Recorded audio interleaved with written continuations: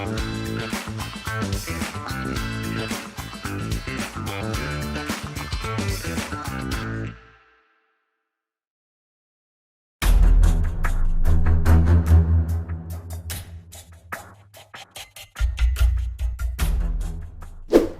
ada apa hari ini? Penculikan terjadi pada anak berusia 6 tahun berinisial MA.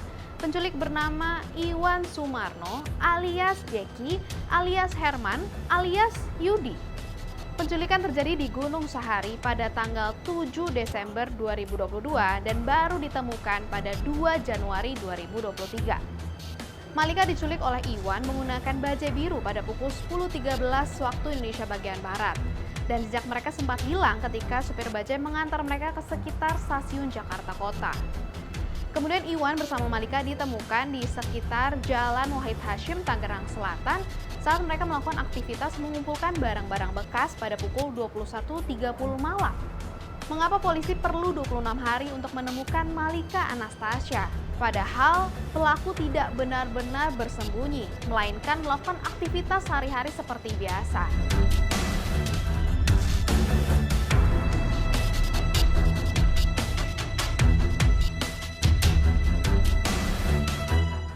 Pengakuan dari Kapolres Jakarta Pusat Komisaris Besar Komarudin, penculik diketahui merupakan seorang mantan narapidana yang dilaporkan pada tahun 2014 dan diproses hukum di Pengadilan Negeri Jakarta Selatan dalam kasus pencabulan terhadap anak di bawah umur dengan hukuman selama 7 tahun dan sudah bebas dari penjara pada tahun 2021.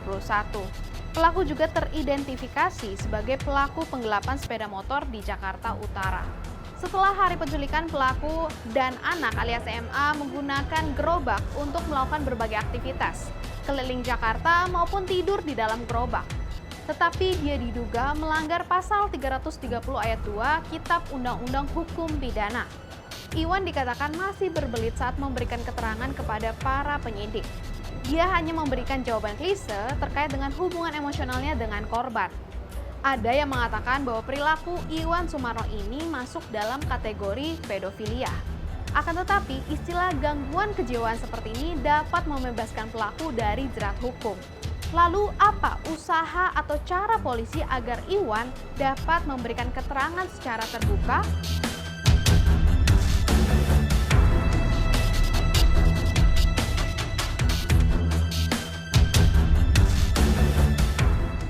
Pada hari Selasa 3 Januari 2023, setelah ditemukan, MA segera dibawa ke RS Polri Kramat Jati untuk dilakukan cek kesehatan setelah 1 bulan lamanya diculik.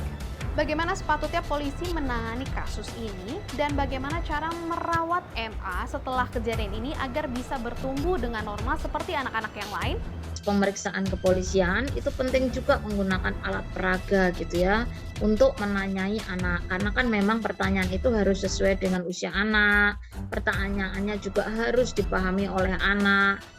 Kadang-kadang kan bahasa anak ini abstrak, bisa juga menggunakan misalnya perasaan dan seterusnya, bisa pakai skala, kemudian juga bisa menggunakan alat peraga boneka, kamu diapain aja. Mungkin pakai boneka kamu kemana aja, ngapain aja tiap hari gitu. Itu juga bisa disimulasikan di dalam proses pemeriksaan sesuai dengan usia dan perkembangan anak.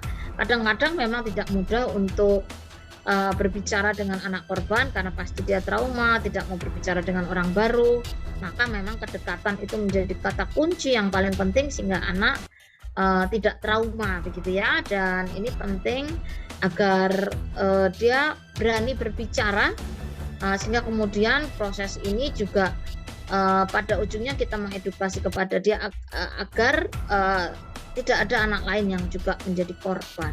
Untuk menyiapkan nanti bisa tidak hanya polisi tapi dinas PPPA menyiapkan orang tua dan lingkungan anak ini sehingga kemudian orang tuanya juga siap mengasuh, dalam tanda petik tidak menyalahkan anak ini, kamu kok mau, tidak melakukan kekerasan yang juga menambahkan ya kekerasan yang dialami oleh Ananda MA. Lalu, apa upaya yang harus dilakukan oleh orang tua untuk mencegah terjadi kejahatan ataupun penculikan terhadap anak? Kadang-kadang kan anak pikirannya semuanya orang di sekelilingnya baik gitu. Tapi dia harus mengerti bahwa ada situasi juga orang-orang yang tidak baik begitu, yang bisa mengancam diri dan keselamatan anak ini. Kamu kalau diajak orang, mau nggak, kalau kamu diiming-imingi ini mau nggak? Itu sebagai bagian dari role play gitu ya, bermain peran agar kita tahu anak ini seperti apa. Kalau kamu dipegang bagian ini mau nggak dan seterusnya. Terus kalau kamu hilang, kamu seperti kamu akan melakukan apa? Itu edukasi kontrol yang harus terus dilakukan. Kalau kemudian suatu titik seorang anak itu diminta begitu ya, ayo ikut saya gitu. Kamu siapa gitu. Pertanyaan-pertanyaan kritis itu sebenarnya harus keluar. Bahkan mungkin sampai ke password. Aku temannya ayah misalnya, ayah siapa gitu. Terus ada password antara anak dan orang tua. Saya kira itu perlu diingatkan kembali. Kalau kamu memang disuruh, kamu harus tahu passwordku dengan orang tuaku apa gitu ya. Tentu kejahatan terhadap anak bisa terjadi di mana saja dan kapan saja.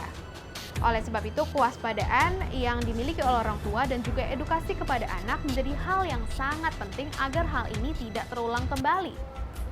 Taruh pendapat kalian di kolom komentar di bawah jika ada tips ataupun pengalaman kalian untuk mencegah terjadinya kejahatan ataupun penculikan anak. Dan jangan lupa saksikan Ada Apa Hari Ini hanya di YouTube Tempo.co.